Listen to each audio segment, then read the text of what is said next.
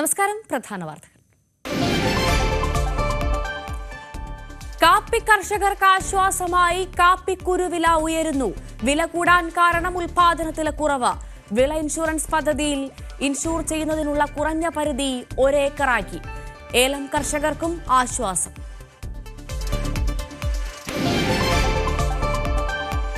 കരിപ്പൂർ വിമാനത്താവളത്തിൽ air India express വിമാനത്തിന്റെ emergency landing. പ്രശ്നമായത് landing ഗിയറിലെ hydraulic തകരാർ.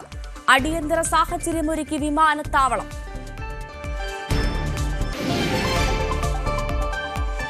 കലോത്സവ ലഹരിയിൽ തലസ്ഥാനം. സ്വർണ്ണക്കപ്പെത്തി. മത്സരങ്ങൾ നാളെ മുതൽ. മുനമ്പം ജനത നടത്തുന്ന സമരം 83ാം ദിനത്തിൽ. ഞായറാഴ്ച 25 കിലോമീറ്റർ മനുഷ്യച്ചങ്ങല. രമേശ് ചെന്നിത്തല സമരപ്പന്തലിൽ. വിശദമായി നോക്കാം. വിള ഇൻഷുറൻസ് പദ്ധതിയിൽ ഏലം കൃഷി ഇൻഷൂർ ചെയ്യുന്നതിനുള്ള കുറഞ്ഞ പരിധി 1 ഏക്കറായതിന്റെ ആശ്വാസത്തിലാണ് ഇടുക്കിയിലെ കർഷകർ. പ്രളയവും വരൾച്ചയും മൂലം കൃഷി നശിച്ച ചെറുകിടക്കാരായ നിരവധി കർഷകരാണ് പുതിയ തീരുമാനം ഗുണകരമാക്കുക. ഇൻഷുറൻസ് ആനുകൂല്യം ലഭിക്കാൻ 2.5 ഏക്കർ ഏലത്തോട്ടം വേണമെന്ന മാനദണ്ഡമാണിപ്പോൾ 1 ഏക്കറായി കുറച്ചത്. 1,00,000 ലക്ഷത്തോളം രൂപ കർഷകന് നഷ്ടപരിഹാരം ലഭിക്കാൻ ഏക്കറിന് 600 രൂപ പ്രീമിയം അടച്ചാൽ മതി. ഏലകൃഷി ഇൻഷുർ ചെയ്യുന്നതിന് വിളയുടെ വിസ്തൃതി 1 ഏക്കറായിട്ട് കുറച്ചിട്ടുണ്ട്. അതുമൂലം ധാരാളം കർഷകർക്ക്, പ്രത്യേകിച്ച് നമ്മുടെ ഇടുക്കി ജില്ലയിൽ നിന്നും ധാരാളം കർഷകർക്ക് ഈ പദ്ധതിയിൽ അംഗമാകാനും ഇവർക്ക് നഷ്ടപരിഹാര തുക ലഭിക്കാനുള്ള സാഹചര്യവും ഉണ്ടായിട്ടുണ്ട്. ഇതിനുവേണ്ടി നമുക്ക് കായ്ഫലമുള്ള ഏലം തൈകളെ ആണ് നമ്മൾ ഇൻഷുർ ചെയ്യേണ്ടത്. അതോടൊപ്പം ഇതിന്റെ പ്രീമിയം എന്ന് പറയുന്നത് 1 ഏക്കറിന് 600 രൂപയാണ്. അത് 3 വർഷത്തേക്ക് ഒരുമിച്ച് അടയ്ക്കുകയാണെങ്കിൽ 1500 രൂപ അടച്ചാൽ മതിയാകും. ഇതിന് നഷ്ടപരിഹാര തുക 1 ഏക്കറിന് 24,000 രൂപ നമുക്ക് എന്തെങ്കിലും വിളനാശം സംഭവിക്കുന്ന സാഹചര്യത്തിൽ കർഷകർക്ക് ലഭിക്കുന്നതായിരിക്കും. പുതിയ ഉത്തരവ് പ്രകാരം ആയിരക്കണക്കിന് ചെറുകിട നാമമാത്ര കർഷകരും ആനുകൂല്യത്തിന്റെ പരിധിയിൽ വരും. 2018 പ്രളയത്തിലും കഴിഞ്ഞ വർഷത്തെ വരൾച്ചയിലും ഇടുക്കിയിലെ ഏലം കൃഷിയുടെ പാതിയും നശിച്ചുപോയിരുന്നു. മുൻകാല പ്രാബല്യത്തോടെ നഷ്ടപരിഹാരം ലഭിച്ചാൽ ഏറെ ആശ്വാസമാകുമെന്നും കർഷകർ പറയുന്നു. വിള ഇൻഷുറൻസുമായിട്ട് ബന്ധപ്പെട്ട് ഈ അടുത്ത നാളിൽ ഇറങ്ങിയ സർക്കാർ ഉത്തരവ് തീർച്ചയായിട്ടും ചെറുകിട കർഷകരെ സംബന്ധിച്ചിടത്തോളം വളരെ ആശ്വാസകരമാണ്. കാരണം നേരത്തെ 1 ഹെക്ടർ വരെയും ഉള്ള ആൾക്കാർക്ക് വിള ഇൻഷുറൻസ് ചെയ്യാൻ സാധിക്കുമായിരുന്നു. എന്നാൽ അത് ഇതിപ്പം 1 ഏക്കർ മുകളിലോട്ടുള്ളവർക്ക്, 1 ഏക്കർ വരെ ഉള്ളവർക്ക് ഇൻഷുറൻസ്, വിള ഇൻഷുറൻസ് ചെയ്യാനുള്ള സർക്കാർ ഉത്തരവ് തീർച്ചയായിട്ടും കർഷകരെ സംബന്ധിച്ച് വളരെ ആശ്വാസകരമാണ്. കഴിഞ്ഞ കാലയളവിൽ വരൾച്ചയിൽ വലിയ അളവിൽ ഏലം കൃഷി നശിച്ചിരുന്നു. ഇത് ജില്ലയുടെ സാമ്പത്തിക അടിത്തറയെ തന്നെ പ്രതികൂലമായി ബാധിച്ചിട്ടുണ്ട്. ന്യൂസ് 18 ഇടുക്കി.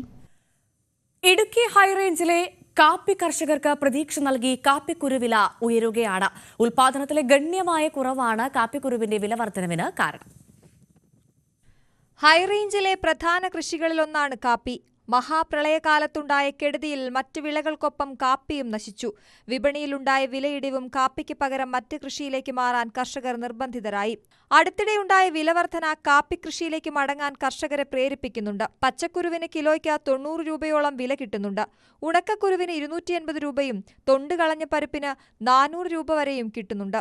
ഉത്പാദനത്തിലെ കുറവാണ് കാപ്പിക്കുരുവില ഉയരാൻ കാരണമായത്. ന്യൂസ് 18 ഇടുക്കി. കായംകുളം താലൂക്ക് ആശുപത്രിയിലെ വിവിധ വികസന പദ്ധതികളുടെ ഉദ്ഘാടനം അല്പസമയത്തിനകം നടക്കും. മന്ത്രി വീണ ജോർജ് ആണ് ഉദ്ഘാടനം നിർവഹിക്കുന്നത്. 3.5 കോടി രൂപ ചെലവിട്ടാണ് പദ്ധതികൾ നടപ്പാക്കിയത്. ആധുനിക രീതിയിലുള്ള പ്രസവ ward, modular operation theatre, ICU unit, lift എന്നിവയാണ് പുതുതായി സജ്ജമാക്കിയത്. ICUവിൽ ഒരേ സമയം 5 രോഗികൾക്ക് ചികിത്സ നൽകും. 3,19,00,000 രൂപയ്ക്ക് നിർമ്മിച്ച MCH ബ്ലോക്കിലെ വിവിധ പദ്ധതികളുടെ ഉദ്ഘാടനമാണ് നിർവഹിക്കുന്നത്. അതിലേറ്റവും പ്രധാനമായിട്ടുള്ളത് മോഡുലാർ തിയേറ്ററുകൾ, അതുപോലെ തന്നെ ലിഫ്റ്റ്, അൾട്രാസൗണ്ട് സ്കാനിങ്, ആധുനിക രീതിയിലുള്ള പ്രസവ വാർഡ് അടക്കം ആണ് MCH ബ്ലോക്കിൽ പ്രവർത്തിക്കുന്നത്. കേന്ദ്ര ഗവൺമെൻറ്റിൻ്റെ കോവിഡ് ഫണ്ടിൽ നിന്നും 1 കോടിയോളം രൂപ മുടക്കി 5 ബെഡോടുകൂടി ICU യൂണിറ്റിൻ്റെയും ഉദ്ഘാടനം ആരോഗ്യമന്ത്രി നിർവഹിക്കും. അത്യാധുനിക രീതിയിലുള്ള ഉപകരണങ്ങൾ സ്ഥാപിച്ചിട്ടുണ്ട്. ക്യാൻസർ രോഗനിർണയം, തൈറോയിഡ്, അലർജി, ഷുഗർ എന്നിവ പരിശോധിക്കാനും സംവിധാനമുണ്ട്. 25 ഓക്സിജൻ ബെഡുമുണ്ട്. 1.5 കോടി രൂപ വിനിയോഗിച്ച് നഗരസഭയും ഡോക്ടർ ഫോർ യു എന്ന സംഘടനയും ചേർന്ന് ഓക്സിജൻ പ്ലാന്റ് സ്ഥാപിച്ചിരുന്നു.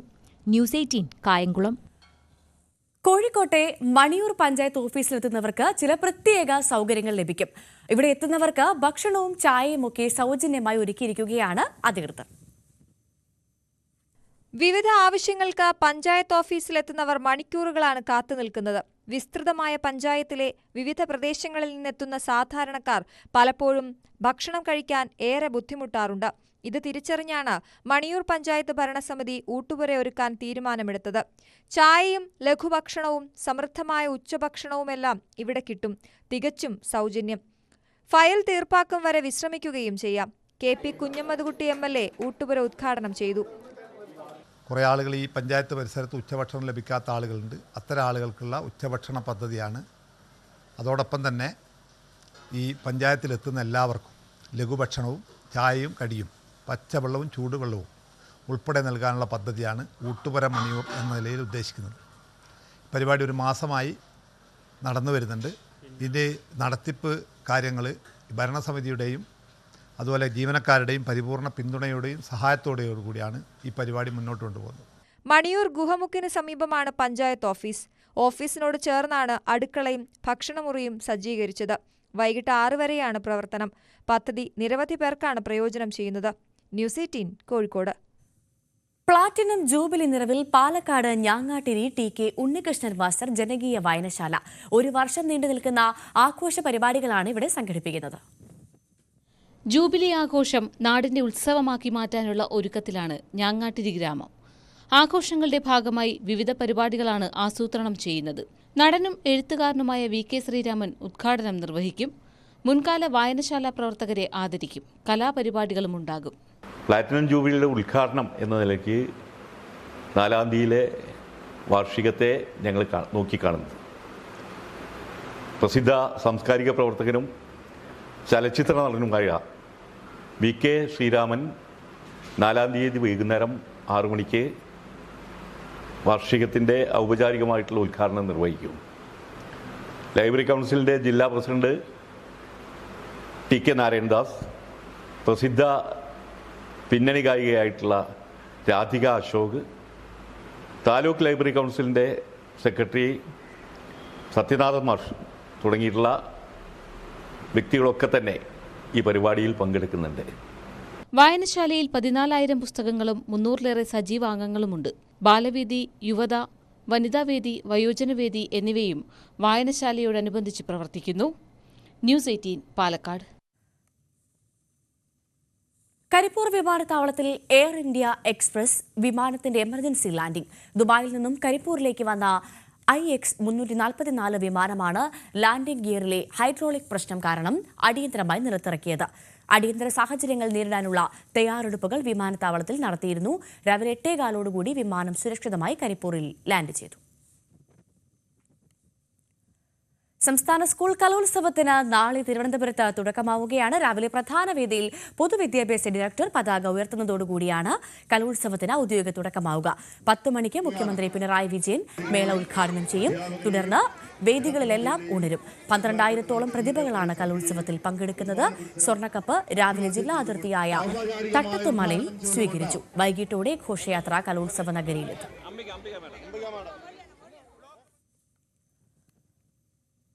റവന്യൂ അവകാശങ്ങൾ പുനഃസ്ഥാപിച്ച് കിട്ടുന്നതിനായി മുനമ്പം ജനത നടത്തുന്ന റിലേ നിരാഹാര സമരം 83-ാം ദിനത്തിൽ. രമേശ് ചെന്നിത്തല ഇന്ന് സമരപന്തൽ സന്ദർശിച്ചു. ഭൂമി തർക്കത്തിൽ ശാശ്വത പരിഹാരം വേണമെന്നാണ് കോൺഗ്രസിന്റെയും ആവശ്യം.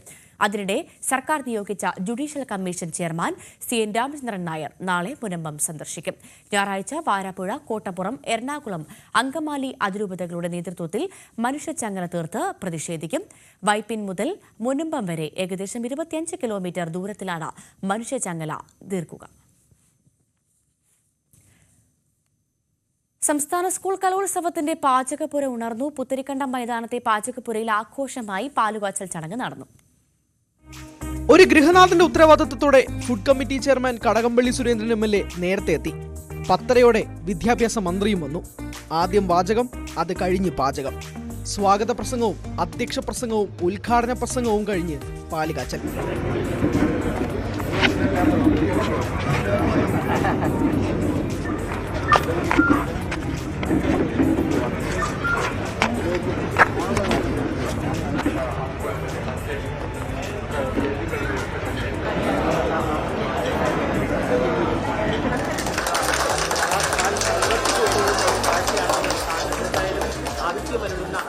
പ്രമേഹം പേടിയുള്ളവരെ പോലും പ്രലോഭിപ്പിക്കുന്ന പഴയിടം സ്പെഷ്യൽ പായസം കുടിക്കാൻ വൻ തിരക്ക്. ചക്കപ്പഴവും ഗോതമ്പും ഒന്നിച്ച പായസത്തിന്റെ അതിമധുരത്തിൽ ഷുഗറിനോട് വരെ സലാം പറഞ്ഞ് വി ശിവൻകുട്ടി. കഴിച്ച പായസത്തിന് മധുരവും അതിമധുരവുമാണ്. അതിനേക്കാൾ മധുരമായിരിക്കും ഈ വജ്രോത്സവം എന്ന് പറയുന്നത്. പഴയിടം നമ്പൂതിരി ഈ പായസം ഉണ്ടാക്കുന്നതിന്റെ ഒരു സ്പെഷ്യലിസ്റ്റാണ്. നമ്മൾ കഴിക്കുന്തോറും ധാരാളം കഴിക്കണമെന്നുള്ള ഒരു ആവേശമാണ്. പക്ഷെ നമ്മുടെ ഒരു ഡയബറ്റിക് രോഗിയായിട്ട് നമ്മുടെ സുഹൃത്തുക്കൾ സമ്മതിച്ചില്ല കഴിക്കാൻ വേണ്ടി. കുറച്ചേ കഴിച്ചുള്ളൂ. ഞാൻ പിന്നെ വരാൻ പറ്റാത്ത സാഹചര്യം ആയപ്പോൾ എന്ത് ചെയ്യാൻ പറ്റും. എന്തായാലും നല്ല പായസമായിരുന്നു. നല്ല ഭക്ഷണം കുട്ടികൾ കൊടുക്കുന്നതിന് വേണ്ടിയുള്ള ലക്ഷ്യമാണ് വിട്ടിട്ടുള്ളത്. അത് സാക്ഷാത്കരിക്കുമെന്ന് തന്നെയാണ് പ്രതീക്ഷിച്ചത്. വമ്പൻ സംഘവുമായി എത്തിയ പഴയിടത്തിന് പരുമരം വിശാലമായ അടുക്കള.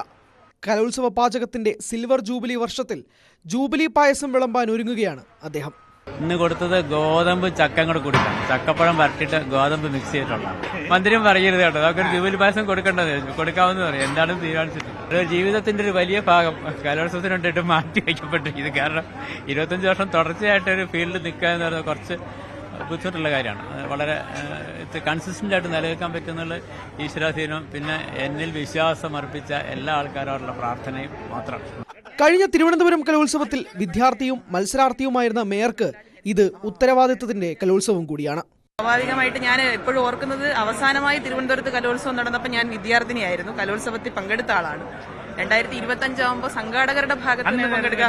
അന്ന് ഹൈസ്കൂളിൽ പഠിക്കുന്ന സമയത്തൊക്കെ ബാൻഡായിരുന്നു, കാർമൽ ബാൻഡ് മേളമായിരുന്നു. ഹയർ സെക്കൻഡറി ആയ സമയത്ത് കോട്ടൺ ഹില്ലിൽ നാടക മത്സരത്തിന്റെ ഭാഗമായിട്ടാണ് പങ്കെടുത്തത്. തീർച്ചയായിട്ടും എല്ലാം റെഡിയാണ്. ഇനി തുടങ്ങാനുള്ള കാത്തിരിപ്പ്. ഒരു കാലത്ത് തിരുവനന്തപുരത്തിന്റെ നെല്ലറയായിരുന്നു ഈ പുത്രിക്കണ്ടം മൈതാനം. ഇനിയുള്ള 5 ദിനരാത്രങ്ങളിൽ പുത്രിക്കണ്ടം സാക്ഷ്യം വഹിക്കാൻ പോകുന്നത് പഴയിടം മോഹനൻ നമ്പൂതിരിയുടെ ഭക്ഷണ വിഭവങ്ങളാണ്. വിദ്യാർത്ഥികൾക്കും അധ്യാപകർക്കും ഒട്ടാകെ മനസ്സും വയറും നിറയ്ക്കുന്ന ഭക്ഷണ വിഭവങ്ങളുടെ പുതിയ രുചിക്കൂട്ടുകളുമായി പഴയിടം മോഹനൻ നമ്പൂതിരിയും സംഘവും തുടങ്ങിക്കഴിയുന്നു. 100 പേരടങ്ങുന്ന ഷിഫ്റ്റ് അടിസ്ഥാനത്തിൽ ഇവിടെ പ്രവർത്തിക്കുമ്പോൾ എങ്ങനെയായിരിക്കാം പഴയിടത്തിന്റെ പുതിയ വിഭവങ്ങളെന്ന് നോക്കിക്കാണണം. ക്യാമറമാൻ ഹരി വിതുരയോടൊപ്പം ഹരികൃഷ്ണൻ MS, ന്യൂസ് 18. ശബരിമലയിൽ വരുമാനത്തിലും ഭക്തജനങ്ങളുടെ എണ്ണത്തിലും വൻ വർധനവ്. കഴിഞ്ഞ വർഷത്തേക്കാൾ 82 കോടി രൂപയുടെ അധിക വരുമാനം ഇത്തവണയുണ്ടായി. മണ്ഡലകാലത്ത് 297 കോടി രൂപയാണ് ശബരിമലയിലെ അധിക വരുമാനം. മണ്ഡലകാലത്തെ കണക്കുകളാണ് ദേവസ്വം ബോർഡ് പുറത്തുവിട്ടത്. 32,49,756 ഭക്തരാണ് 41 ദിവസം സന്നിധാനത്തെത്തിയത്. കഴിഞ്ഞ വർഷം 28 ലക്ഷം ഭക്തരാണ് ഇക്കാലയളവിൽ എത്തിയത്. 4 ലക്ഷം പേരുടെ വർധനവ്. ഇവിടെ എത്തിയ ഭക്തരുടെ ആകെ എണ്ണം 32,49,756. വരുമാനത്തിൽ 82,23,79,781 രൂപയാണ് കൂടിയത്. കഴിഞ്ഞ വർഷം 214 കോടി രൂപയായിരുന്നത് ഇത്തവണ 297 കോടി രൂപയായി ആകെ വരുമാനം വർദ്ധിച്ചു. വരുമാനത്തിന്റെ കാര്യത്തിലും വലിയ വർധനവാണ് നമുക്ക് ഉണ്ടായിട്ടുള്ളത്. കഴിഞ്ഞ പ്രാവശ്യത്തേക്കാൾ 82 കോടി രൂപയുടെ വരുമാനമാണ്. 82 കോടി രൂപയുടെ വരുമാനമാണ് അധികമായി വന്നിരിക്കുന്നത്. കാണിക്ക ഇനത്തിൽ 13 കോടി രൂപയുടെ വർധനവുണ്ട്. അരവണ, അപ്പം ഉൾപ്പെടെയുള്ള പ്രസാദങ്ങളുടെ വിൽപ്പനയിലൂടെ വരുമാനം കൂടി. കാനനപാത വഴിയുള്ള തീർത്ഥാടകരുടെ വരവും കൂടിയിട്ടുണ്ട്. മകരവിളക്ക് സീസൺ കൂടി കണക്കിലെടുക്കുമ്പോൾ വരുമാനം റെക്കോർഡ് പിന്നിടാനാണ് സാധ്യത. ന്യൂസ് 18 സന്നിധാനം. അടുത്ത വർഷത്തെ സംസ്ഥാന സ്കൂൾ കായികമേളയിൽ നിന്ന് 2 സ്കൂളുകളെ വിലക്കിയ വിദ്യാഭ്യാസ വകുപ്പിന്റെ നടപടി വിവാദമാകുന്നു. ദേശീയ താരങ്ങൾ ഉൾപ്പെടെയുള്ള കായിക താരങ്ങളുടെ ഭാവിയെ ഈ തീരുമാനം ബാധിക്കുമെന്നാണ് പരാതി. എറണാകുളം കായികമേളയുടെ സമാപനത്തിലാണ് തിരുനാവായ നാവാമുകുന്ദ ഹയർ സെക്കൻഡറി സ്കൂളും കോതമംഗലം മാർബേസിലും വിദ്യാർത്ഥികളെ ഇറക്കി പ്രതിഷേധിച്ചത്.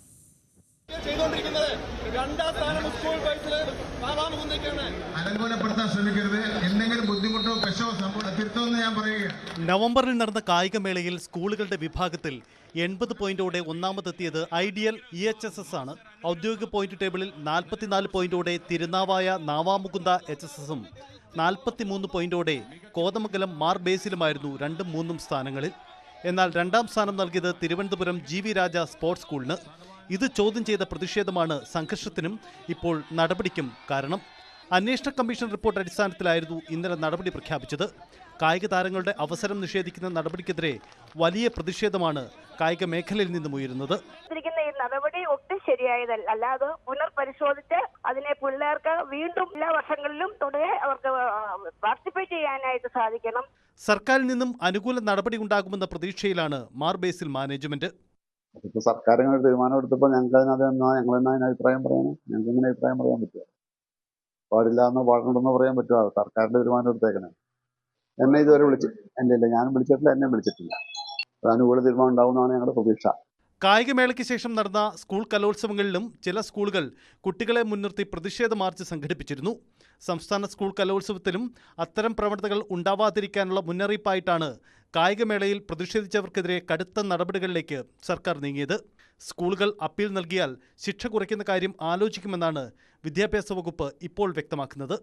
ന്യൂസ് 18 തിരുവനന്തപുരം. ഇനി ഇടവേളയ്ക്ക് ശേഷം സ്പോർട്ട് ലൈവിൽ ടോം കുര്യാക്കോസ് എത്തും. നമസ്കാരം.